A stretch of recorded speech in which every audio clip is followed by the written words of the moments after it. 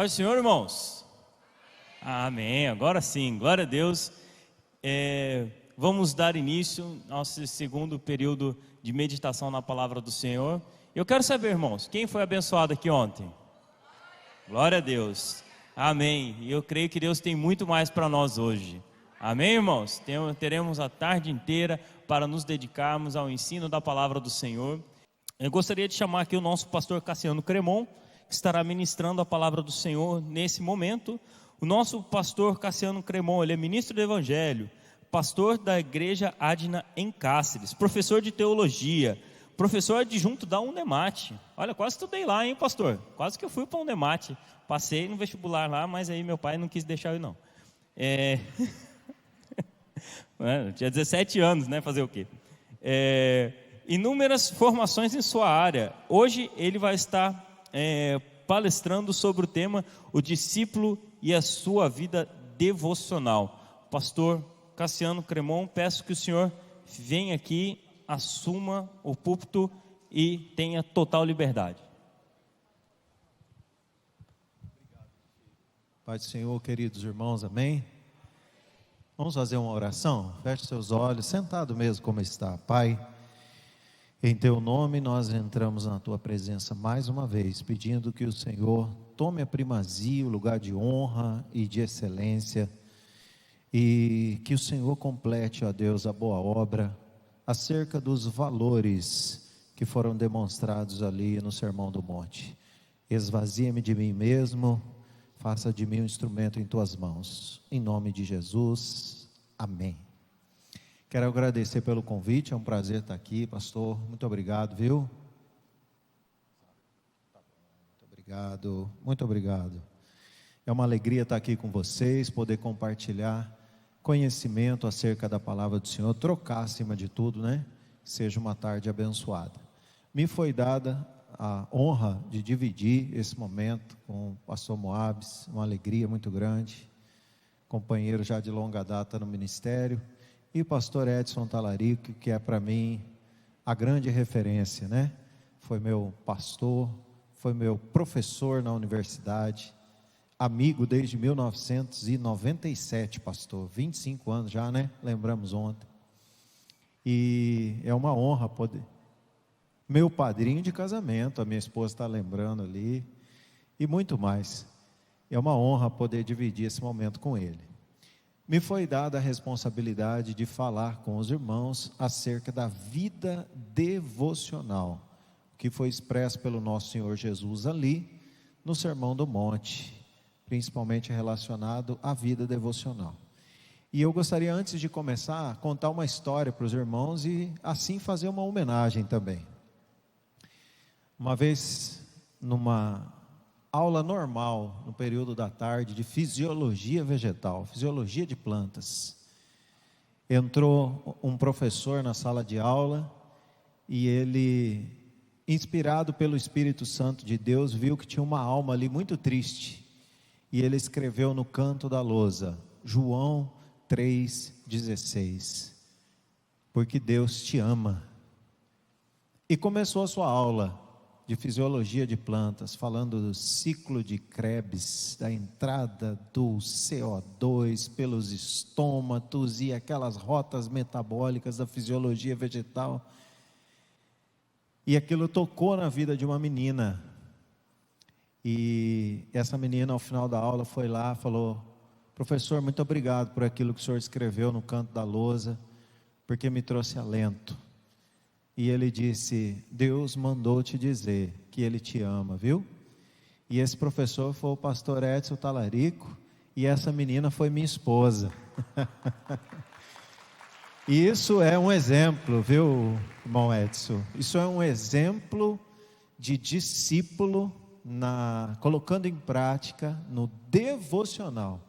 É trabalhando, é estudando, é na academia, é na universidade, é na rua, é dirigindo. Você precisa ser um discípulo de Jesus, e é disso que nós vamos falar hoje aqui. Peço aos irmãos, por favor, pode começar aí, e me ajuda a controlar o tempo, viu, irmão, em nome de Jesus. Queridos irmãos, eu dividi em 3 partes essa apresentação. Nós vamos falar aqui na parte 1, o capítulo 5, que eu intitulei como relacionamento. A parte 2, às 18 horas, nós vamos falar o capítulo 6, vida espiritual. E depois vamos concluir amanhã com algumas armadilhas perigosas que o Senhor Jesus nos coloca ali no capítulo 7 do Sermão do Monte. Ontem o pastor Edson disse acerca do histórico daquele povo hebreu, um pouco da geologia, da geomorfologia do terreno ali de Israel, do momento histórico-cultural que esse povo passava. E eu gostaria de lembrar aos irmãos que o capítulo 5 de Mateus, já vimos ontem, né, uma epístola escrita ao povo judeu, que Jesus tinha acabado de se apresentar como o Filho de Deus, e ele tinha ali na Galileia, um local muito conhecido por ele, porque foi criado ali, ele tinha já separado 12 apóstolos, e rapidamente uma multidão de pessoas, a Bíblia diz, já o acompanhava porque os milagres aconteciam. Neste momento, o Senhor Jesus viu uma grande oportunidade de iniciar bem o seu ministério, estabelecendo quais são os valores do reino de Deus. E aqui, que a gente não está conseguindo ver muito bem, pelo menos eu daqui não, está o mar da Galileia ali ao fundo e uma colina onde Jesus aproveitou a geografia do terreno e falou com aquela multidão estas palavras que nós meditaremos. Começamos a meditar desde ontem. Jesus aproveitou o momento, aproveitou a situação e o histórico daquele povo para poder alicerçar o que ele falaria nos próximos 3 anos com a sua vida. Hoje, se você for ali em Israel, tem uma linda igreja chamada Igreja Octogonal. Tem um pouco da história dela na apostila de vocês, e ela tem 8 lados fazendo menção às 8 beatitudes, né? Bem-aventurado são 8, e essa igreja foi construída assim, muito bonito o local, diga-se de passagem. Próximo, querido irmão. John Wesley, né, na reedição do seu livro em 2015, essa é a reedição do mesmo livro 2022, né, ele diz que o Sermão do Monte não é um livro de regras, não são escritos de Jesus, não é uma reedição da lei mosaica, não. Ele diz que ali Jesus veio para mostrar o caminho, e ele costuma dizer que o texto áureo do Sermão do Monte é a salvação. Jesus veio estabelecer o reino na terra, o reino de Deus da terra. Olha o que diz Mateus 4:7. Desde então começou Jesus a pregar e a dizer: arrependei-vos, porque é chegado o reino dos céus. Wesley disse que ele falou da salvação, anunciou o reino de Deus, ou seja, começa agora o reino de Deus na terra, Jesus está dizendo, e rapidamente, Ferguson no seu livro também acerca do Sermão do Monte, diz que as pessoas perceberam a chocante mensagem de Jesus, que a partir daquele momento, a partir do que ele dizia, o reino de Deus não estava mais numa visão futura, mas estava sendo estabelecido por ele. O que tem no reino, irmão? Além de rei, tem pessoas. E quem são as pessoas que fazem parte desse reino? O rei diz: está anunciado, começa agora o reino de Deus. Mas quem são as pessoas? Então o exercício de Jesus é demonstrar para essas pessoas a partir de que ótica você pode fazer parte desse reino. Entenda desde já, e eu vou repetir daqui a pouco. Você é cidadão do céu. Você não vai ser um cidadão do céu. Você já é um cidadão do céu, que vive ainda na terra. Mas o reino de Deus já está estabelecido, e nós fazemos parte desse reino. Próximo, querido. O que é devocional foi a tarefa que me foi dada. O pastor fala do caráter, Moabes vai falar do comportamento desse cidadão, e na vida devocional, como devemos agir? Devocional é a demonstração de devoção e admiração por algo ou alguma coisa. Pode estar relacionado aos aspectos religiosos da vida, bem como aos espaços destinados à devoção. Quais são os espaços na nossa vida devocional que Jesus quer nos usar? A nossa própria vida. Por onde estivermos, temos que ser anunciadores do reino de Deus já estabelecido nessa terra. Então, entenda por devocional a sua vida cotidiana. Aonde você estiver, você é um mensageiro do reino de Deus. Você é um anunciador. Lá em Cáceres eu costumo dizer sempre que se um dia alguém falar assim: eu gostaria muito de conversar com Deus, você pode dizer assim: pode falar comigo, eu sou o embaixador dele aqui na terra. Isso traz para nós uma carga de responsabilidade muito grande, porque nós não podemos nos comportar de qualquer jeito, visto que nós representamos alguém. A vida devocional é o que Jesus vem a falar agora nos próximos dizeres dele, nesses capítulos e ali no Sermão do Monte. Próximo. Este novo cidadão, então, que faz parte do reino de Deus já estabelecido, vive nessa terra sendo cidadão do céu. Então precisa haver mudança. Que mudança é essa? É a mudança de mente. Olha que bonito. Próximo. O que Paulo diz? Portanto, queridos irmãos, rogo pelas misericórdias de Deus, que se ofereçam em sacrifício vivo. Veja, se ofereçam, servir a Deus não é obrigação, servir a Deus não é medo de ir para o inferno, que tem gente que serve a Deus só porque tem medo de ir para o inferno. Servir a Deus não é interesse, eu sirvo a Deus porque Ele pode me dar. Servir a Deus é se entregar, se oferecer. Voluntariamente você decide ser amigo de Deus, viver sob a régide de Deus, santo e agradável a Deus. Este é o culto racional de vocês. É engraçado, né, irmão? Por que não vem escrito culto espiritual? Você já pensou nisso? Esse é o culto que vocês têm que oferecer de maneira espiritual, mas aqui está escrito: ofereçam esse culto de maneira racional. Você sabe por quê? Porque aqui Paulo está falando do nosso dia a dia. Quando eu tenho a oportunidade de fazer algo, eu tenho que raciocinar: opa, isso edifica? Isso daqui está de acordo com quem me enviou, com quem eu represento? E ele continua dizendo: não se amoldem ao padrão deste mundo, mas transformem-se pela renovação da sua mente, para que sejam capazes de experimentar e comprovar a boa, agradável e perfeita vontade de Deus. E aí é claro que eu fiz uma provocaçãozinha, é só para te provocar mesmo. Coloquei aqui um pastor nos moldes de um pastor, e coloquei outro aqui todo tatuado. E aí rapidamente um crente da Assembleia de Deus, nós, né? Eu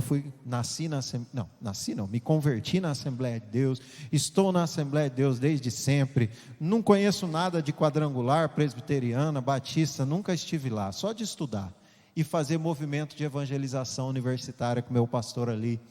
Nós tínhamos muitos amigos dessas igrejas, temos até hoje, mas eu conheço de Assembleia de Deus. Eu posso falar mal da Assembleia de Deus, porque eu estou dentro dela há 25 anos, conheço todas, Belém, Madureira, Missão, fiz parte de todas, Independente, Nova Aliança, sou pastor da Assembleia de Deus, e rapidamente na Assembleia de Deus a gente cria um estereótipo, do que é ser crente e do que não é. Tem essa roupa, tem essa cara, tem esse cabelo, fala assim, mas isso é ser crente? Rapidamente nós vamos perceber aqui que não, porque ser crente é aquele que tem a mente transformada. A mente transformada. Por fora a gente até consegue enganar bem, mas aquele que transforma a mente faz com que o Espírito possa usá-lo. E aí a sua vida devocional é um exemplo do que Deus é capaz de fazer nesse novo cidadão da terra. Próximo. Entenda, a sua vida evangeliza. O que você fala, às vezes ajuda. Nós que somos pais, sabemos, né, irmão? Eu tenho um hábito, não é muito bom, mas eu deixo a minha carteira na porta do carro. Eu não gosto de ficar tirando a carteira, leva a carteira, tira a carteira, eu não gosto de andar com carteira no bolso. Como não tem nada na minha carteira, principalmente dinheiro, nunca tem, então fica só, não, nem lá. Fica ali só o essencial, se eu precisar comprovar quem eu sou.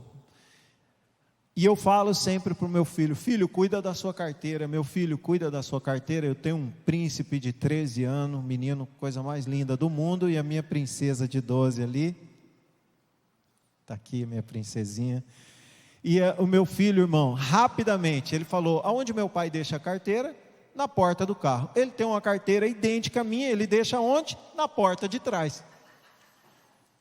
Porque você pode falar o que for, você pode falar para o seu filho: ora, leia a Bíblia, jejua. Se você não fizer, ele não vai fazer. Isso vale para o seu vizinho, isso vale para o seu patrão, isso vale para o seu funcionário, isso vale para os seus amigos. É a nossa vida que evangeliza. É disso que Jesus estava falando no Sermão do Monte. É a mudança de mente que reflete no agir de Deus em nós, que vira valores cristãos. E isso transforma a nossa vida no devocional, no cotidiano, como um grande instrumento de operação de Deus. E o nosso pastor Edson falou ontem: Deus não trabalha no atacado, Ele trabalha no varejo. Às vezes é uma alma que Ele quer que a sua vida seja um modelo para transformar. Próximo. Qual é o negócio de Jesus? Prédio, igreja bonita, igreja grande, com o maior número de congregações possível, som de qualidade. Isso é um negócio de Jesus, está certo, irmãos? O negócio de Jesus são vidas. O que Jesus ama? Vidas. E olha o que Ele mesmo falou: todo aquele que o Pai me der virá a mim, e quem vier a mim eu jamais rejeitarei, pois desci dos céus não para fazer a minha vontade, mas para fazer a vontade daquele que me enviou. E esta é a vontade daquele que me enviou. Antes que alguém decida descobrir qual é a vontade, Ele falou: eu vou dizer para vocês qual é a minha vontade: que eu não perca nenhum dos que Ele me deu, mas os ressuscite no último dia. Porque a vontade de meu Pai é que todo aquele que olhar para o Filho e nele crer tenha vida eterna, e eu ressuscitarei no último dia. E eu complemento com as minhas palavras: a vontade de Deus é clara e explícita, que todos sejam salvos, e seu principal negócio são vidas. Então, querido irmão, nunca caia no engano de achar que o negócio de Jesus é material, é um CNPJ, é uma instituição. Nosso pastor Edivaldo, grande homem de Deus, cada vez que o pastor Edivaldo prega aqui, irmão, me dá vontade de aceitar Jesus, dobrar meu joelho, me converter de novo. E ele sempre fala, a igreja são pessoas. Eu me lembro uma vez, e eu posso falar porque ele não está aqui, então eu posso falar. Eu liguei para o pastor Edivaldo, falei: pastor Edivaldo, tem um bairro aqui, olha lá o pastor de lá, já foi pastor de lá, está aqui conosco, Antônio, desse ano, chamado Vila Real. É pobre. Eu acho que a igreja precisava nascer aqui, pastor, mas é uma igreja que vai custar caro, porque o aluguel aqui é caro, a energia é caro, o ponto é caro, e assim, se a gente não conseguir pagar, o senhor me salva? Aí ele virou para mim e falou assim: filho, tem uma alma aí que precisa ser curada? Eu falei: tem, pastor. Ele falou: então já vale todo o investimento. Abre que Jesus vai nos honrar. E assim aconteceu. Lindo, O negócio de Jesus são vida. Eu sou pastor na ADNA há 10 anos. Sabe quantas vezes o pastor Edivaldo me ligou e perguntou assim: como que está a arrecadação da igreja? Nunca. Sabe quantas vezes ele me ligou e falou assim: e aí, você tem dinheiro no banco? Porque nós... Nunca. Todas as vezes que ele me liga, ou eu ligo para ele, ele fala assim: e o povo está feliz? Jesus está operando. Esse é nosso pastor, viu? Esse é nosso pastor, temos que honrá-lo. A vontade de Jesus, que todos sejam salvos, e não existem preferidos. Talvez você esteja hoje aqui, esteja pensando assim: nossa, eu sou bem mais valorizado do que aquele que está ali fora tramando um assassinato agora. Para Deus todos têm o mesmo valor, exatamente igual. exatamente o mesmo valor da pessoa mais inescrupulosa da face da terra, eu e você, Deus ama exatamente igual. Não tem filhos preferidos. E um erro que os crentes, eu tenho 25 anos de crente, alguém já pode ter 30, 40, 50, é um erro que a gente pode incorrer, achar que a gente tem crédito com Deus. Quer saber? Eu acho que eu não vou participar dessa campanha de oração, porque eu já orei muito na vida. Isso é um perigo. Nenhum de nós temos crédito. Nós precisamos estar em constante renovação da nossa mente, buscando a Deus mais e mais, porque Ele sempre tem mais para nos dar. Próximo, Jesus veio falando sobre isso. Em Arte, 1997, também falando sobre o Sermão do Monte, ele estabelece 3 princípios para nós entendermos os ditos de Jesus nesses 3 capítulos. Ele diz, primeiro, o sermão não é uma exposição de leis. Não é uma reedição da lei mosaica no tempo da graça, não. Não é. Nós não podemos olhar para o que Jesus disse ali e falar, olha aqui está uma receitinha do monte de coisa que a gente não pode fazer. Não é isso. Segundo, ali estão estabelecidos princípios éticos que são inalcançáveis aos não convertidos. Isso é uma coisa que a gente precisa entender. E terceiro, a salvação e não a reconstrução social é o alvo do sermão. E os homens de sabedoria humana estão destinados a jamais entendê-lo. Ou seja, com esses ditos em arte, nós entendemos que o Sermão do Monte tem como texto áureo a salvação e aquilo só é possível para o cidadão do céu. Aquilo não é uma condição de regras, aquilo ali é uma consequência daquele que vive os valores ali estabelecidos. Ficou claro isso? Sim ou não? Faz sentido para você? Sim ou não? Amém. Próximo. E veja bem quais são esses princípios. Paulo em 1 Tessalonicenses 5:23 diz, e o mesmo Deus de paz vos santifica em tudo, e todo o vosso espírito, com letra minúscula, é o espírito que faz parte da nossa composição tricotômica, corpo, alma e espírito. Há uma porção em nós que é espiritual. Sabe por que ela existe? Para linkar ao Deus Criador de todas as coisas. Porque dentro de você há uma necessidade de adorar o Criador. Você já percebeu que quem não conhece a Deus adora alguma coisa? Cigarro, trabalho, negócios, promiscuidade, dinheiro, alguma coisa. É porque dentro dele existe espírito. E aqui diz, e todo o vosso espírito, alma e corpo sejam plenamente conservados irrepreensíveis para a vinda de nosso Senhor Jesus Cristo. Ou seja, o padrão de Deus é alto. O pastor falou isso ontem. Ele disse, quando a gente olha para o caráter que Deus espera de nós, você vê o irmão Edson, hein? Se o irmão Edson falou isso, você imagina esse pobre miserável homem que sou. Ele disse que faz uma introspecção e diz, como eu preciso melhorar. Meu Deus, se ele precisa melhorar, irmão, você imagina eu. Quem conhece o irmão Edson sabe a doçura e o caráter libado que ele tem. Mas é porque o padrão de Deus é assim mesmo, né, irmão Edson? Qualquer um que olhe para o padrão de Deus, ele se sente completamente, meu Deus, eu preciso mais, eu preciso melhorar mais. E nós temos que melhorar nas 3 esferas, corpo, alma e espírito. Cloud e Townsend, em 2001, estabelecem os limites à luz da Bíblia para quando precisamos tomar difíceis decisões espirituais. E eles dizem, a espiritualidade perpassa, olha que bonito isso, leitura, conhecimento, exercício físico. Isso é diferente para o assembleiano, porque o assembleiano gosta de comer. Agora, de exercitar, aí, irmão, será, irmão? Relacionamento, emoção e cultura. Então o que nós vemos aqui exposto em Mateus 5 é que Jesus nos diz, cidadão do céu é o amante da paz, é justo, é defensor da família, sua palavra é simples, é objetiva e é pacificador por excelência, e cuja vida devocional nós podemos entender que é recheada de bons hábitos. Água demais faz mal, de menos te mata. Equilíbrio. Sol demais é perigoso, de menos faz mal. Equilíbrio.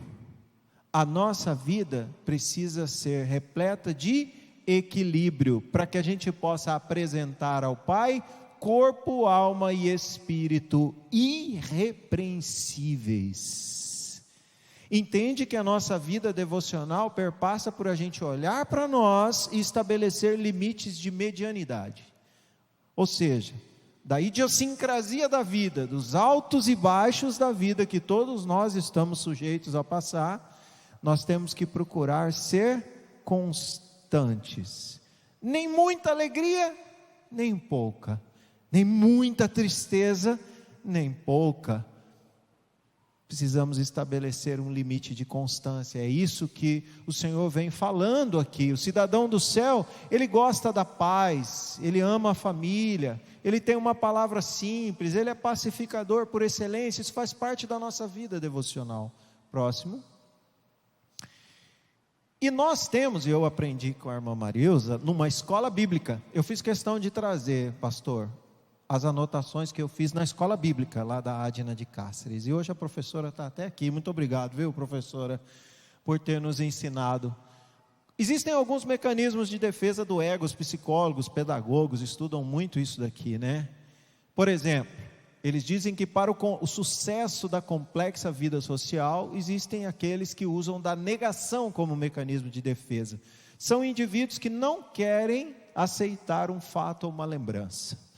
Já outros, como mecanismo de defesa, usam a regressão. O que é? Interpretar um fato ou uma lembrança à luz de outro momento da vida, especialmente da infância. São aqueles que sempre... O fato pode ter acontecido o ano passado, mas ele sempre na mente dele conta como se fosse do tempo de criança. Isso é um mecanismo de defesa do ego, do eu.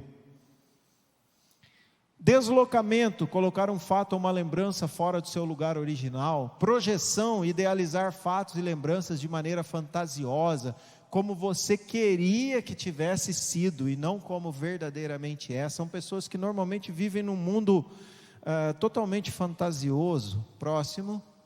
Ainda existe a formação de reação, que é querer dizer ou fazer algo, mas dizer e fazer o oposto. Conhece gente assim? Mecanismo de defesa do ego. Intelectualização, o indivíduo que acredita que só o pensamento pode livrá-lo de uma ansiedade. A racionalização, que é o indivíduo que aplica um excesso de lógica em tudo para continuar fazendo o que sempre fez. E a sublimação, que é o mecanismo responsável por redirecionar a energia de um impulso para outra atividade socialmente mais aceitável ou desejável. Na verdade, ele pratica alguma coisa que a sociedade não gosta, e aí ele canaliza essa energia. Esses são os sublimadores. Todos esses mecanismos de defesa faz parte de um complexo mecanismo de satisfação do eu. E aí nós entendemos uma coisa linda. Próximo. E é uma das críticas do Sermão do Monte. Se você achar livros sobre críticas, eles dizem assim: Jesus tratou de assuntos cotidianos, numa linguagem deveras simples. Por quê? Porque o Filho de Deus, Criador de todas as coisas, estaria preocupado de tratar sobre assuntos tão rotineiros da vida humana.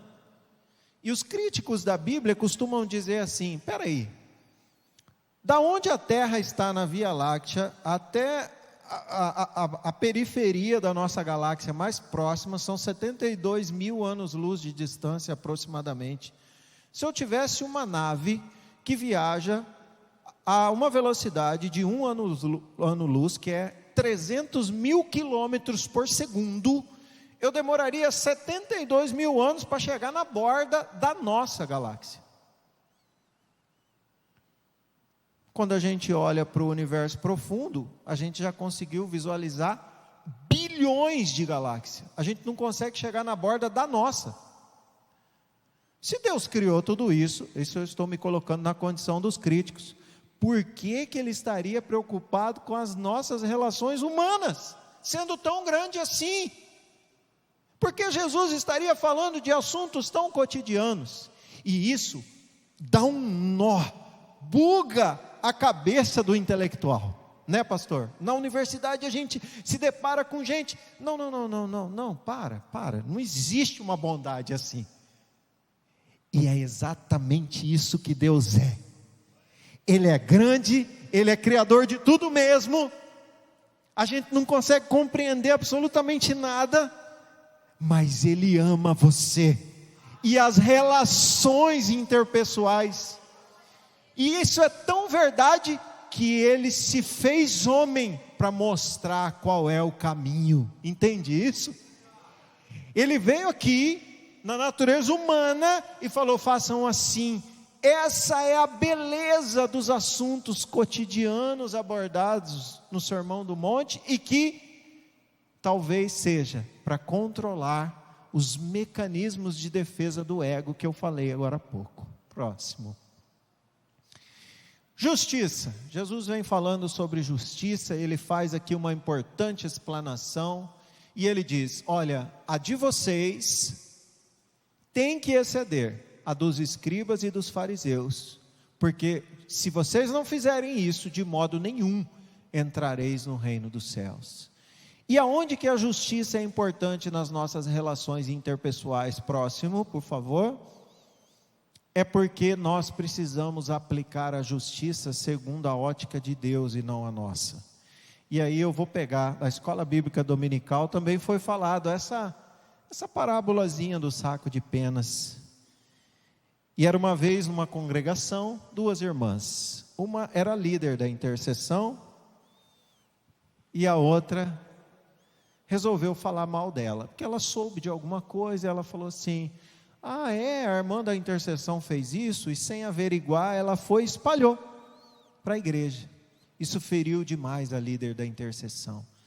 Ela chorou, e esta irmã que falou, espalhou essa conversa toda, ficou doente.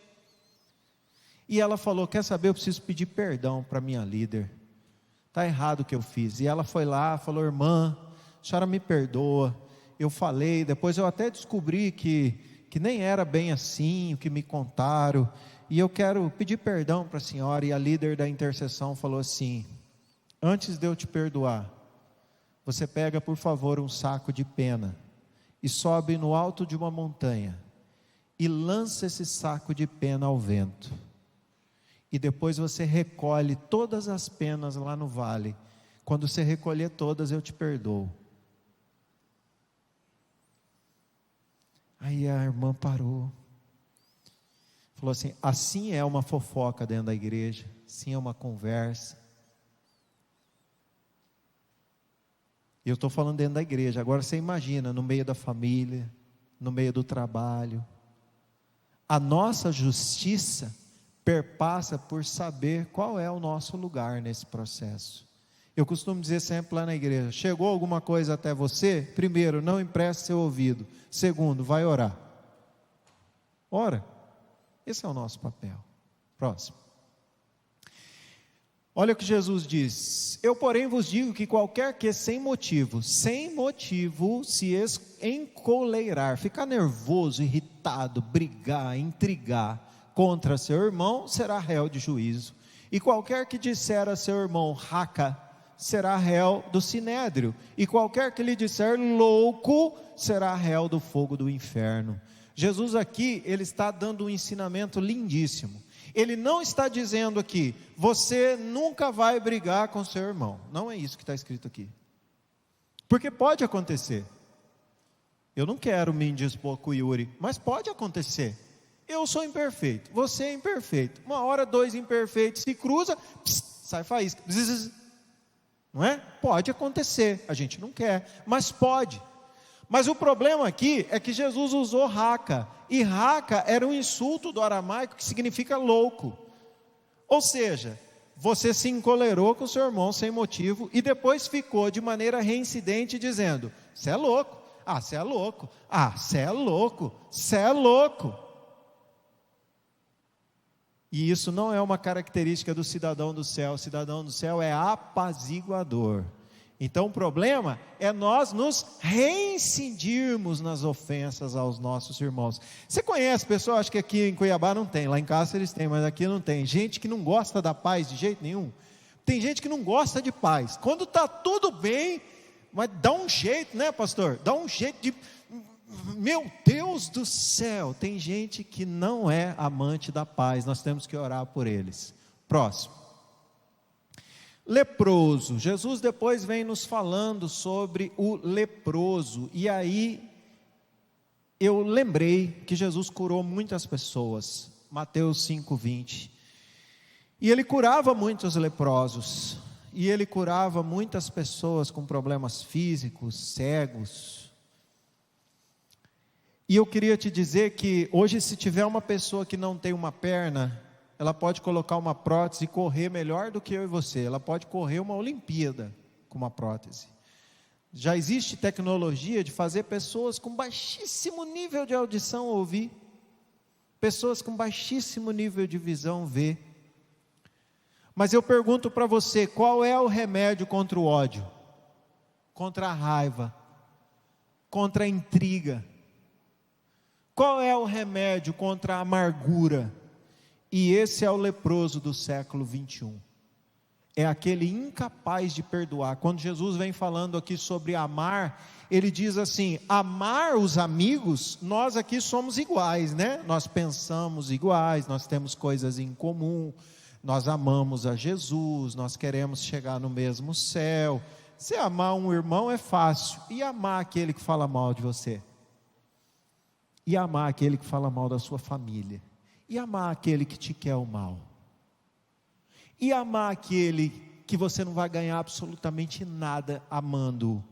É disso que Jesus está falando. Ei, nós temos que amar os leprosos do nosso tempo, aqueles incapazes de perdoar. Próximo, porque fazendo isso, a gente consegue dar bom testemunho. E aí, irmão, quando a gente fala de justiça e de amor, me fez lembrar essa parábolazinha do 2 pesos e 2 medidas. O pastor estava conversando com uma irmã no muro, tinha a vizinha, era a divisa do muro, e ele conversando, e eles estavam falando sobre um estuprador de criança. Só de falar já dá ódio, não dá, irmão? Só de pensar já já ferve dentro da gente, né? E eles conversando, e aí o pastor disse: prenderam o estuprador, e a polícia já levou ele, e a vizinha disse: não, está errado, não tinha que prender, tinha que matar ele, mas tinha que levar ele numa praça pública, para a gente poder apedrejar ele, fazer ele sofrer. E aí o pastor, em um dado momento, perguntou para ela assim: e se fosse seu filho o estuprador? Aí ela disse: se fosse meu filho, eu ia esconder ele numa chácara, ninguém nunca ia achar. É só uma parábola, mas eu tenho certeza que muitos de nós pensamos ou passamos próximo de pensar algo assim. A nossa justiça vale muito para os nossos, é muito pesada para os outros, e a nossa incapacidade de amar às vezes é muito maior do que Jesus espera de nós. Próximo.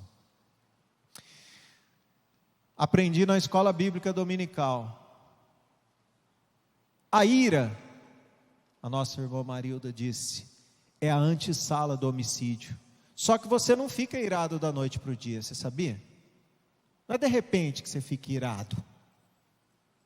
Há um processo, preste atenção. Nós estamos falando de vida cotidiana, tá? Primeiro começa com uma leve irritação, são distúrbios desagradáveis, depois vira uma indignação, reação a algo que parece injusto ou ilógico, você vai cultivando essa leve irritação, depois vira uma cólera, uma doença, que é um forte desejo de vingança, e isso vira fúria, que é perda de controle e sanidade, até dar lugar à ira, à raiva, que são atos brutais de violência, muitas vezes inconsciente. E pasmem-se, nesse processo aqui, a gente dá palavras duras a pessoas que a gente mais ama.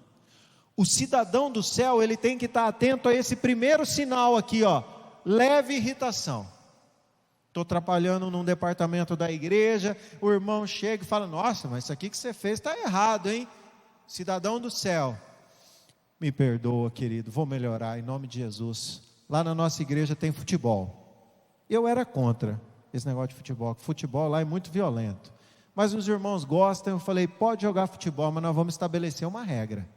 Porque futebol é um esporte de contato. Você vai dar uma canelada em alguém, o que apanhou tem que levantar e falar, me perdoa, por minha canela está aqui. Não, é regra lá no futebol, lá é assim, o que apanha, princípio bíblico, não é isso? Se te apanhar de um lado, dá a outra. Falei, apanhou numa canela, vai ter que dar a outra. Vocês querem jogar bola? Essa é a regra. Falou palavrão, suspenso, assim, de maneira cabal. E aí, assim funciona o nosso futebol lá em Cáceres, inclusive entre as mulheres, que a canelada é grande entre as mulheres, mas apanhou, tem que falar, eu te perdoo, você me perdoa pela minha canela estar aí, nesse momento aí, que você foi chutar a bola, é assim, porque a leve irritação tem que ser algo que a gente tem que estar atento, porque isso vira ira. Sabe qual que é o problema nosso? É que a gente vai desprezando isso daqui, principalmente nas relações familiares. Próximo, por favor. Litígio entre irmãos. O pastor recebeu um casal, um grupo de irmãos, 2 irmãos no gabinete. O que foi, irmãos? Porque lá no meu trabalho ele falou isso, ele fez isso, ele falou aquilo. Mas, irmãos, vocês não podem deixar o negócio do trabalho vir aqui para a igreja. Vocês são líderes, as famílias de vocês são bênção aqui na igreja. Por favor, liberem o perdão um ao outro.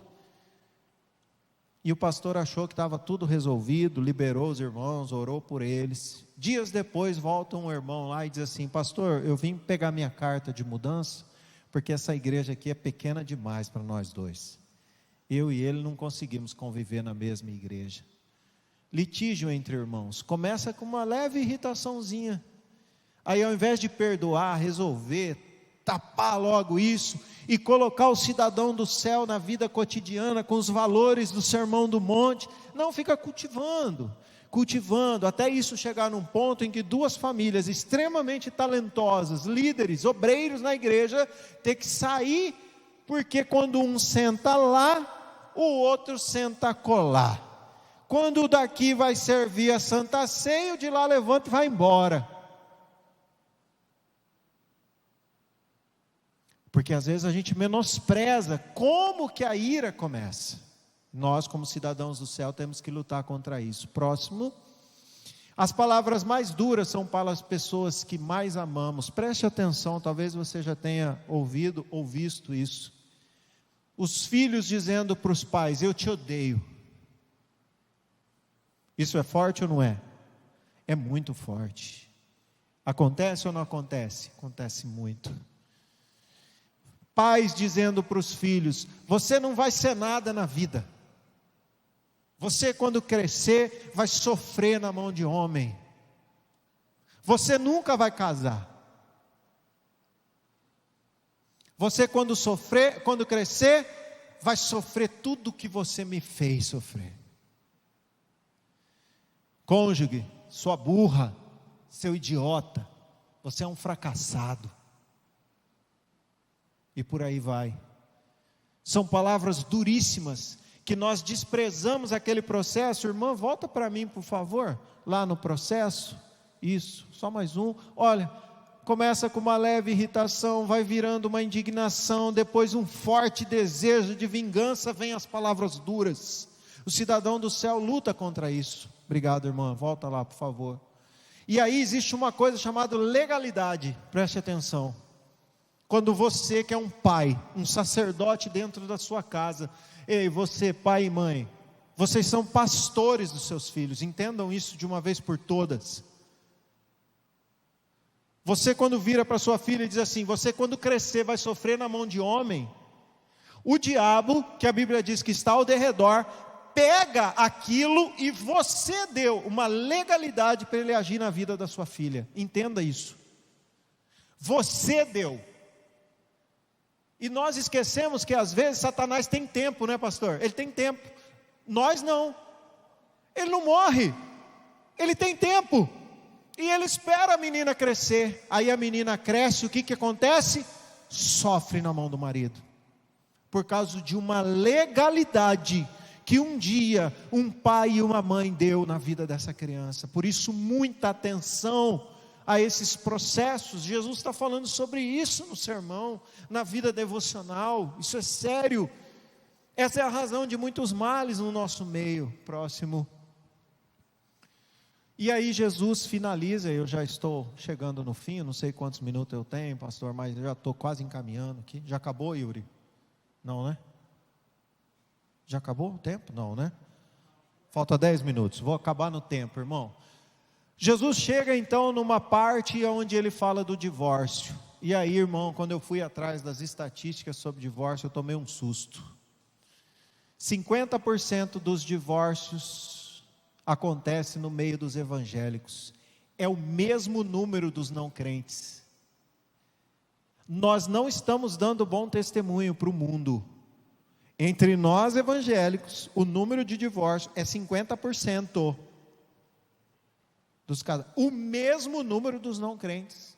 Motivos: adultério, abusos, ofensas de todo tipo, moral, psicológica, física e pornografia.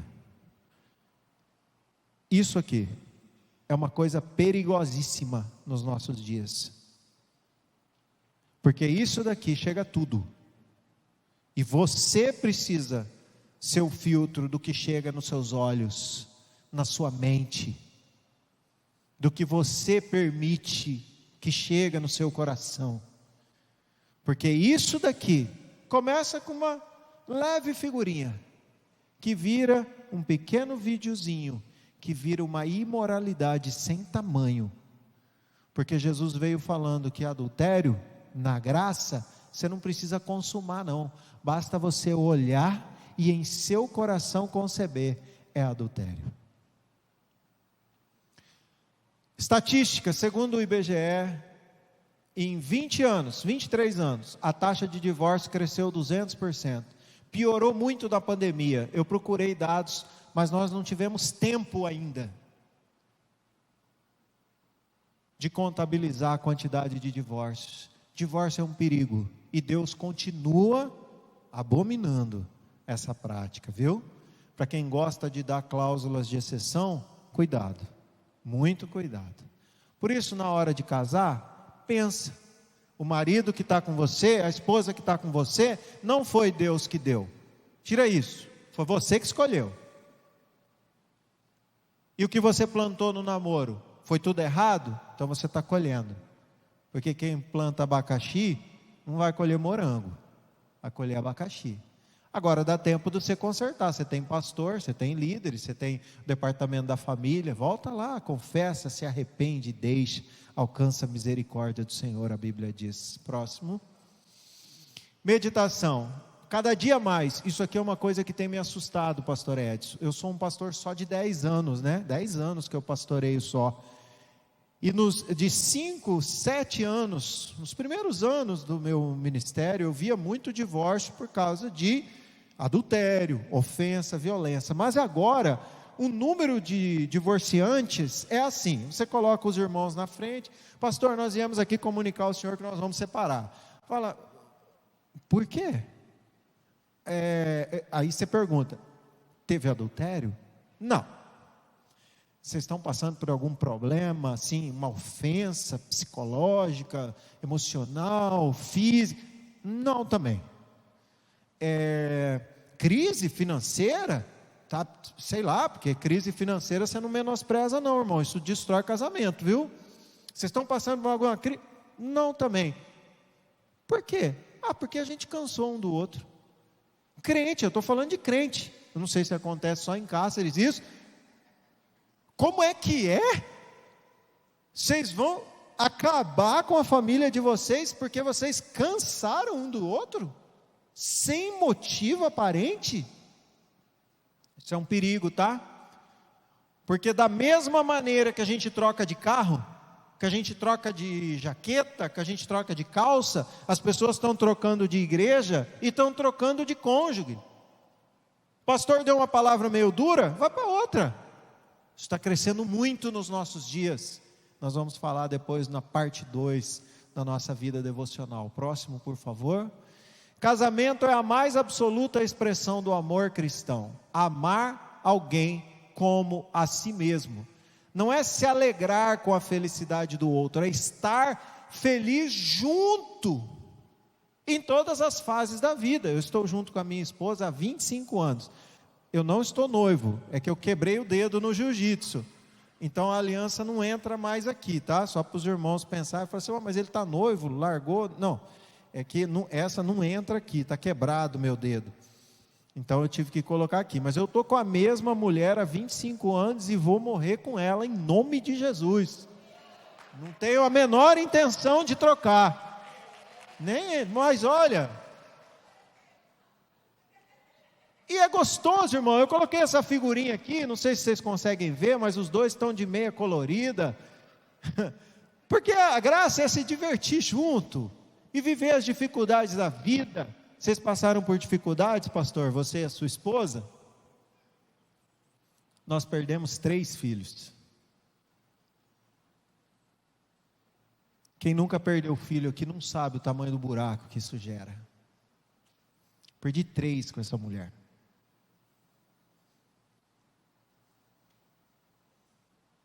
Passamos por muita coisa junto. Passamos por todas as fases até aqui.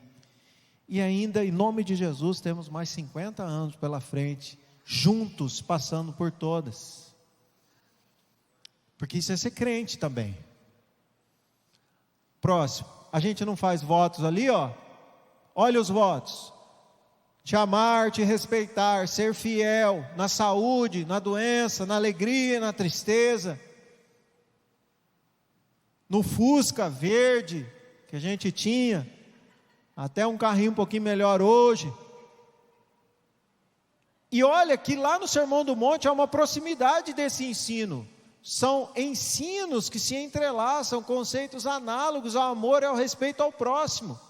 É como se eu virasse para o Moabes como companheiro de ministério e falar, Moabes, eu vou te honrar, vou ser fiel a você, vou te respeitar, viu? Estamos juntos, na alegria, na tristeza. Você já falou isso para o seu pastor?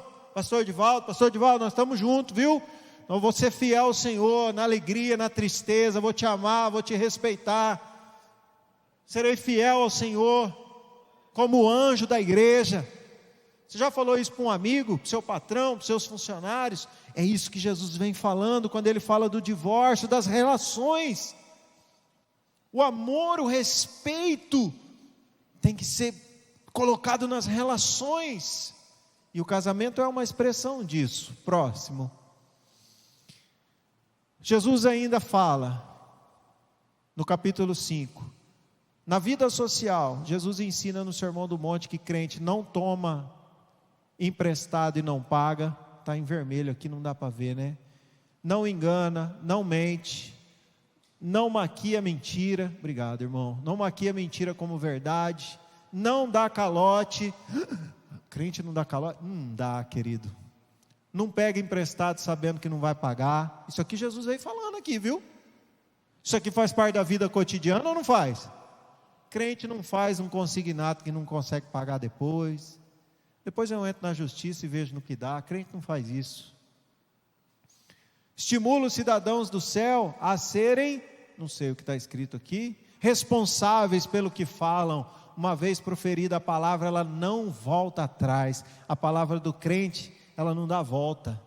Ela é assim, sim e não, não. E o que procede disso? É do maligno. Próximo. Conclusão.